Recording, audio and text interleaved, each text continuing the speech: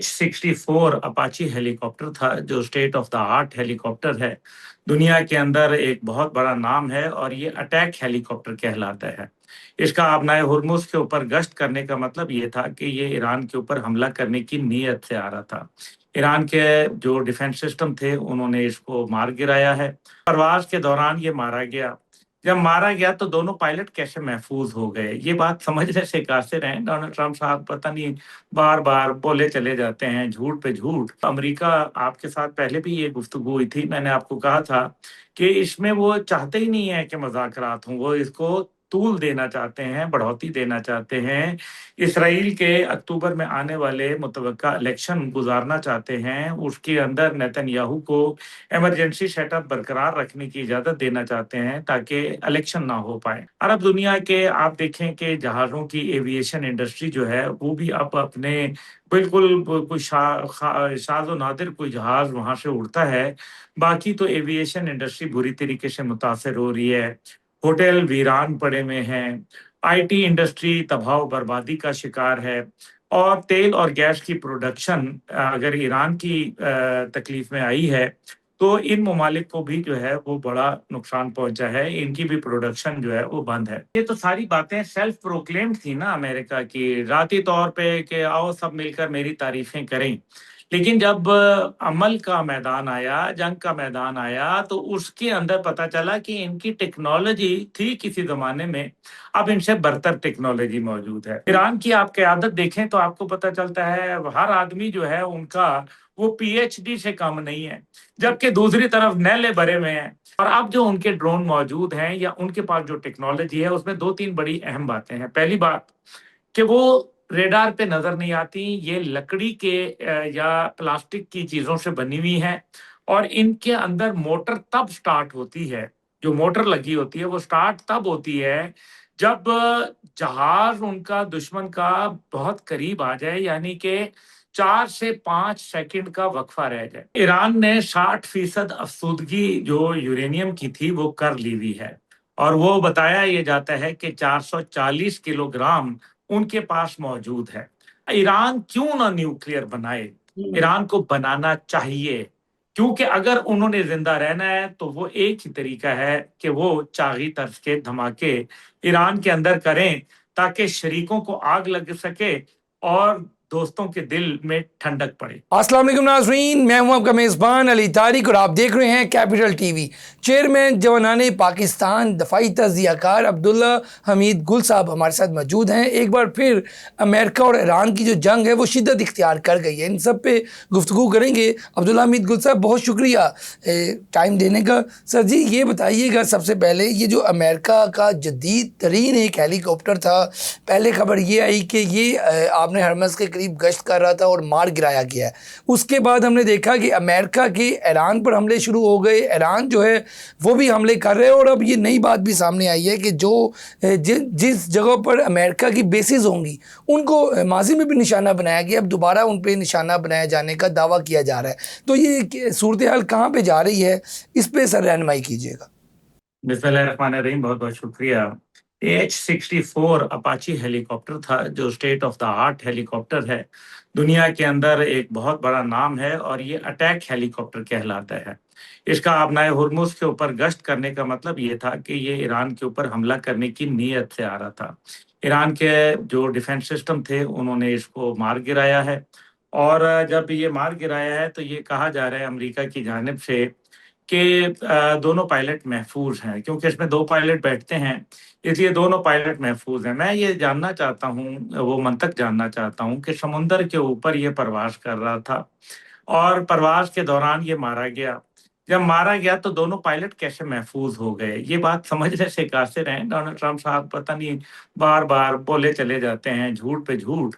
तकरीबन 38 दफ़ा तो वो ये कह चुके हैं पिछले ये चंद अरसे में कि जी हम बिल्कुल ईरान के साथ मुज़ाकरात के करीब पहुँच चुके हैं।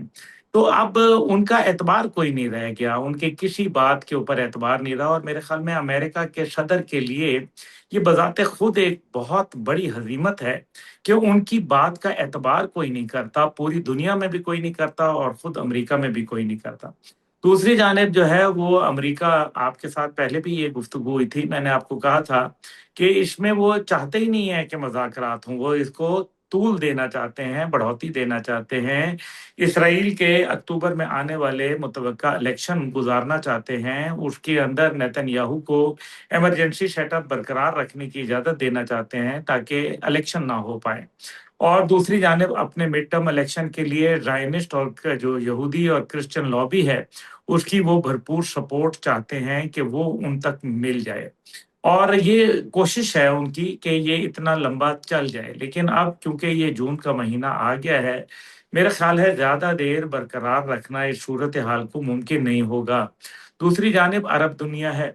अरब दुनिया के आप देखें कि जहाज़ों की एविएशन इंडस्ट्री जो है, वो भी अब अपने बिल्कुल कोई शाज़ व नादिर कोई जहाज़ वहाँ से उड़ता है। बाकी तो एविएशन इंडस्ट्री बुरी तरीके से मुतासिर हो रही है। होटल वीरान पड़े हुए हैं, आईटी इंडस्ट्री तबाह बर्बादी का शिकार है और तेल और गैस की प्रोडक्शन अगर ईरान की तकलीफ में आई है, तो इन ममालिक को भी जो है वो बड़ा नुकसान पहुँचा है, इनकी भी प्रोडक्शन जो है वो बंद है। उन्होंने रिटेलिएट किया, रात अमेरिकी सदर ने इस बात को इकरार किया कि हाँ, उनका हेलीकॉप्टर गिर गया है और उसके बाद जो है उन्होंने ये भी कबूल कर लिया कि ईरान ने मार गिराया है। मैं ये जानना चाहता हूँ डोनाल्ड ट्रम्प साहब से कि ये मार किसने गिराया है? क्योंकि बकौल उनके ईरान की नेवी, एयरफोर्स, आर्मी, आईआरजीसी ये तो तमाम खत्म हो गए थे, तबाह और बर्बाद हो गए थे। तो ये फिर कौन-सा ईरान जो है वो नया है? कहीं ये वही ईरान तो नहीं है जो 8 महीने के अंदर बकौल इनके 2025 में जब इन्होंने तीनों न्यूक्लियर प्लांट तबाह कर दिए थे और उनको हज़ारों साल पीछे धकेल दिया था ईरान को।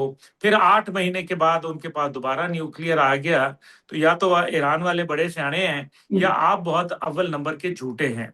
दूसरी जानिब जो है वो यही बात अब ईरान के फ़ोर्सेस के हवाले से है कि जब सब खत्म हो गया था तो ये जहाज़, हेलीकॉप्टर किसने गिराया? और क्यों कर गिराया और किस तरह गिराया, ये वो सवालात हैं, जिसके ऊपर अमेरिका ने फिर अपने अड्डों को जो कि उर्दन में और कुवैत में मौजूद हैं, वहाँ से इस्तेमाल किया। ईरान ने जवाबी कार्रवाई की और फिर उनको दोबारा उनके ऊपर हमलावर हुए। कहीं ड्रोन से हमलावर हुए, कहीं मिसाइलों से हमलावर हुए अच्छा और बड़ा अब्दुल्ला हमीद गुल साहब, मेरा सवाल आपसे यही है कि ये जो अब ये बताया जा रहा है कि आप ये जदीद तरीन इनका हेलीकॉप्टर था। ईरान के पास जो टेक्नोलॉजी है वो मेरा ख्याल ज़्यादा ड्रोन्स की है, लेकिन वो ड्रोन्स इतने उनके इफ़ेक्टिव हैं कि वो इतने इनके महंगे और डॉलर्स वाले जहाज़ जो है जदीद तरीन वो गिरा देती हैं। वो उस पर ज़रा हमारे नाज़रीन को बताइएगा कि ड्रोन्स टेक्नोलॉजी में कोई जदीद टेक्नोलॉजी है ईरान के पास, उनका जो दिफाई निज़ाम है वो कैसा है, जो कि अमेरिका अपने आप को सुपर पावर कहता है और जदीद तरीन टेक्नोलॉजी है इसके पास, लेकिन उसके जो जहाज़ और ये सब चीज़ें हैं ईरान के आगे टिकती नहीं है, तो उसकी क्या वजह है? देखिए ये तो सारी बातें सेल्फ प्रोक्लेम्ड थी ना अमेरिका की, ज़ाती तौर पे कि आओ सब मिलकर मेरी तारीफ़ें करें। लेकिन जब अमल का मैदान आया, जंग का मैदान आया, तो उसके अंदर पता चला कि इनकी टेक्नोलॉजी थी किसी ज़माने में, अब इनसे बरतर टेक्नोलॉजी मौजूद है। कुछ सालों कबल अमेरिका ने अपने रीपर ड्रोन भेजा एक ईरान के अंदर। ईरान ने उसको बाहिफाज़त उतार लिया। अब ये बड़ी बात खतरनाक है गिरा देना और उतार लेने में। गिरा दिया तो वो तो गिर गया, चले भई आपने गिरा दिया। उतार कैसे लिया? अमेरिका कहता है कि मेरे पास सुपर कंप्यूटर मौजूद हैं, मेरे पास बेहतरीन सिस्टम मौजूद हैं और वहाँ बैठे हुए जो पायलट हैं, वो ड्रोन को कंट्रोल कर रहे हैं अमेरिका में ही बैठ के, क्योंकि हमारा जो सिस्टम है वो अनब्रेकेबल है और अनरीचेबल है। अब यानी कि जो जिस सिस्टम के साथ वो कंप्यूटर सिस्टम चला रहे हैं, दूसरे लफ्ज़ों में टेक्नोलॉजी का सिस्टम चला रहे हैं, इसका मतलब है कि उसको कहीं कदगन लग गई है और उनसे बेहतर टेक्नोलॉजी आ गई है, क्योंकि तभी उन्होंने उनके सुपर कंप्यूटर को ईरान की टेक्नोलॉजी ने ओवरराइड किया और ओवरराइड करके उसको उतार लिया। 8 माह गुज़रे, अमेरिका ने अपनी कोताही को बेहतर करने के लिए मज़ीद इसके अंदर जिद्दत लाए और मज़ीद इसके अंदर बेहतरी ला के, और जो मुमकिना उनके नज़र में खतरात थे, जिसकी वजह से वो ड्रोन उतार लिया गया, ओवरराइड हो गया, उन्होंने दोबारा एक ड्रोन भेजा। 8 माह के बाद दोबारा वो ड्रोन उतार लिया, फिर अमेरिका को आराम आ गया, जिस तरह वाजपेयी को आराम आ गया था पाकिस्तान के एटमी धमाकों के बाद। उसके बाद ये मामला खत्म हो गया। अब जो इस दौरान अमेरिका की टेक्नोलॉजी को भी उन्होंने देखा और ईरान ने खुद अपनी टेक्नोलॉजी और मुख्तलिफ ममालिक, जिनमें साउथ नॉर्थ कोरिया भी मौजूद है, चीन भी मौजूद है, रूस भी मौजूद है, और अपनी टेक्नोलॉजी को उन्होंने, क्योंकि बड़े अच्छे अच्छे साइंसदान पढ़े लिखे, आप यही देखें ईरान की आप क़यादत देखें तो आपको पता चलता है हर आदमी जो है उनका वो पीएचडी से कम नहीं है, जबकि दूसरी तरफ नैले भरे हुए हैं। तो यहाँ जो बात ये आती है कि ईरान के अंदर कोशिश ये की जा रही थी कि वो टेक्नोलॉजी के हसूल की ख्वाहिश करें। याद रखें, जो कौमें आइसोलेशन में रहती हैं, जो कौमों के ऊपर पाबंदियां आयद होती हैं, वो खुद इन्हिसारी के ऊपर और फिर वो अपने जो जहन से वो मजीद टेक्नोलॉजी हासिल करती हैं। ईरान ने वो हासिल की, और अब जो उनके ड्रोन मौजूद हैं या उनके पास जो टेक्नोलॉजी है, उसमें 2-3 बड़ी अहम बातें हैं। पहली बात कि वो रेडार पे नजर नहीं आती, ये लकड़ी के या प्लास्टिक की चीजों से बनी हुई हैं, और इनके अंदर मोटर तब स्टार्ट होती है, जो मोटर लगी होती है वो स्टार्ट तब होती है जब जहाज उनका दुश्मन का बहुत करीब आ जाए, यानी कि 4 से 5 सेकंड का वक्फा रह जाए। इस दौरान ये एकदम मोटर स्टार्ट होती है। ये एक नई टेक्नोलॉजी है, यानी कि दुनिया जीपीएस पे चल रही है। अमेरिकन जो टेक्नोलॉजी है वो ग्लोबल पोजिशनिंग सिस्टम के ऊपर चल रही है, उनकी सैटेलाइट्स, जबकि चाइनीज सैटेलाइट्स जो हैं वो बेडू सैटेलाइट्स हैं। वो बेडू सैटेलाइट जो है वो बिल्कुल एक नया निजाम है। अब जो ईरान के पास सिस्टम है वो ऐसा सिस्टम है जो कि जीपीएस से ताल्लुक नहीं रखता। नतीजा ये होता है कि जब जहाज 5 सेकंड के वक्फे से आ जाता है, उस टाइम पे उसकी मोटर ऑन हो जाती है और वो अपने हदफ की तरफ बढ़ता है। बिल्कुल ठीक। जहाज ये करता है कि उसके अंदर चैफ्स और फ्लेयर्स होते हैं। आपने देखा होगा कि वो जब जहाज कोई जा रहा होता है तो एकदम वो ऐसे यूं करके उसमें से शोले निकलना शुरू हो जाते हैं। वो असल में शोले नहीं होते, वो हीट गोले होते हैं एक किस्म के। वो फेंकते हैं ताकि कोई भी जो लॉक उनको किया हुआ है, जिसने टारगेट बना के, वो उसको वहां जहाज को छोड़ के, जो जहाज से हीट निकल रही होती है उससे कहीं गुना ज्यादा हीट इन गोलों से निकल रही होती है, वो उनके ऊपर जाते हैं और फट जाते हैं। F-35 के साथ यही हुआ था, अमेरिकन स्टेल्थ टेक्नोलॉजी जहाज के साथ। उसने जब चैफ्स और फ्लेयर्स रिलीज किए तो उस टाइम पे टाइम टोटल 2 सेकंड का रह गया था। 2 सेकंड के अंदर वो जहाज के इतने करीब वो आ चुका था मिसाइल उनका कि वो फट गया। जब वो लगा, वो उसके साथ ही, चैफ्स के साथ ही लगा, यानी कि उन आग वाले गोलों से लगा। लेकिन जब वो लगा तो उसका धमाका जो हुआ उससे वो जहाज गिर गया। यही काम जो है अब उन्होंने शुरू किया, और यही वजह है कि अमेरिकन एयर फोर्स अब ईरान की फिजा में जाते हुए कतराती है। बिल्कुल ये वो बिल्कुल बात है जिसको समझना था। अब्दुल्ला हमीद गुल साहब, ये आपने बड़ा ही टेक्निकल तरीके से हमारे नाज़रीन को समझाया। अच्छा ये बताइएगा सर कि अब ये बातें भी सोशल मीडिया पे बड़ी सरगर्म है कि ईरान में कुछ धमाके हुए हैं चागी के तर्ज के। माजी में आपने भी ये बात की थी और सरप्राइज़ की भी ईरान बात करता है। इसके हवाले से क्या कोई वाकई ईरान आने वाले दिनों में कोई एटमी धमाके कर सकता है, या ये बातें सिर्फ अभी सोशल मीडिया की हद तक ही मौजूद हैं? ये बताइएगा। नहीं, ईरान ने 60% अफसुदगी जो यूरेनियम की थी वो कर ली हुई है, और वो बताया ये जाता है कि 440 किलोग्राम उनके पास मौजूद है। अब IAEA, international atomic energy authority जो है, वो ये एजेंसी जो है वो ये कहती है कि जब नेतन्स के ऊपर, फिरदौ के ऊपर और इस्फहान के ऊपर, 3 न्यूक्लियर साइट्स के ऊपर जब हमला हुआ तो ताबकारी नहीं फैली। जब आपको याद है कि जी बिल्कुल, ताबकारी नहीं फैली। हाँ जी। बॉम्ब, हाँ, JBW-57 उन्होंने बंकर बस्टर गिराए थे, तो ताबकारी नहीं फैली थी।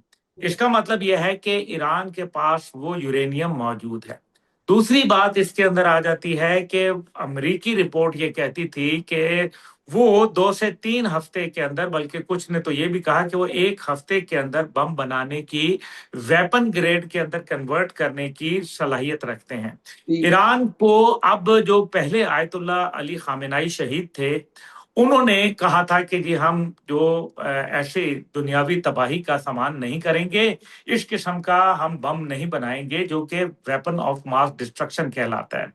تو اس کے بعد اب جو ایران کے اوپر موجودہ صورتحال ہے، اس نے ایک بحث چھیڑ دی ہے کہ کیا علی خامنائی کا یہ اب جو فتویٰ ہے یہ اب اس کو برقرار رکھنا پڑے گا، یا اب ایران کو اپنے سروائیول کی جنگ لڑنی پڑے گی، اپنی بقا اور سلامتی کے لیے ان کے لیے اب نیوکلیئر بنانا ناگزیر ہے۔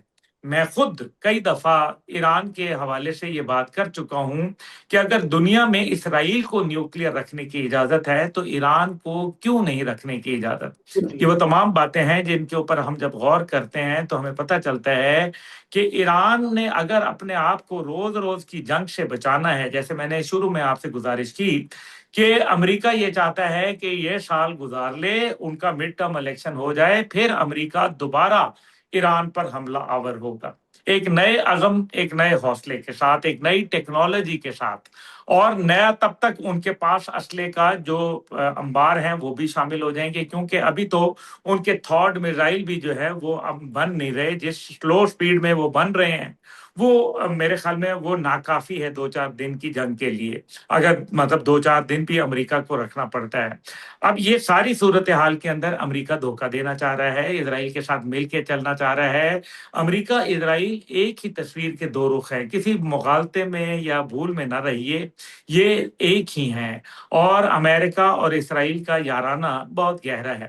اس سارے صورتحال کے اندر اب آپ مجھے بتائیے کہ ایران کیوں نہ نیوکلیئر بنائے؟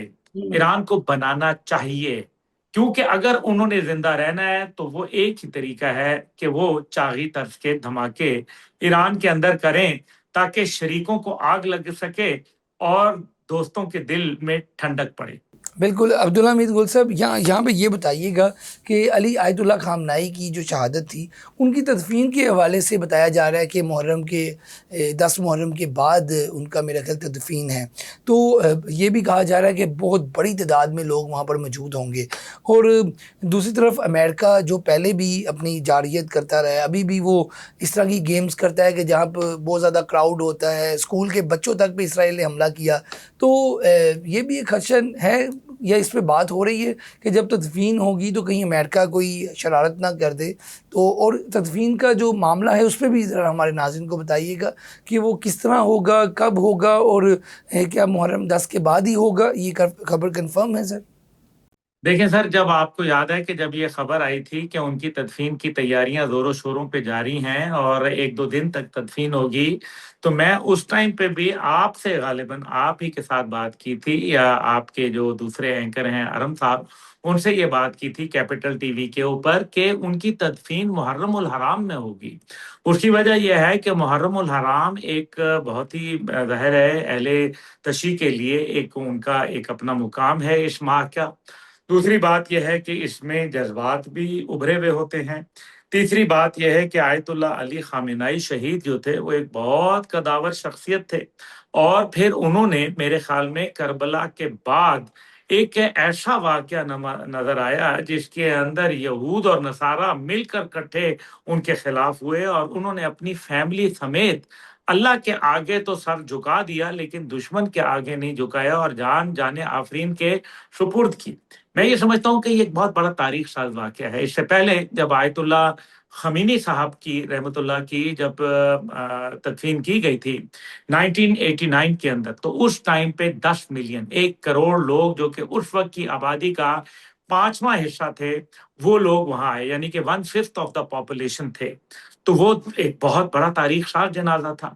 اب یہ کہا جا رہا ہے کہ یہ اس سے کہیں بڑا ہو سکتا ہے، کیونکہ اب ایران کی پاپولیشن تقریباً 9 کروڑ سے تجاوز کر گئی ہے، اور ایسی صورت کے اندر ایک بڑی تعداد ظاہر ہے یہ ایکسپیکٹ کی جا سکتی ہے۔ لیکن آپ کو یاد ہوگا کہ جب جنرل قاسم سلیمانی کی شہادت ہوئی اور اس کے بعد کرمان شہر کے اندر 1 سال کی تقریب ان کی سالانہ جب منایا گیا، تو اس کے اوپر وہاں جو تقریب تھی اس کے اوپر دھماکہ کروا دیا گیا۔ بالکل ایسے ہی کیا گیا دشمن نے، یہ اسرائیل نے، اور ظاہر ہے جو ان کے مخالفین ہیں انہوں نے دھماکہ کروایا۔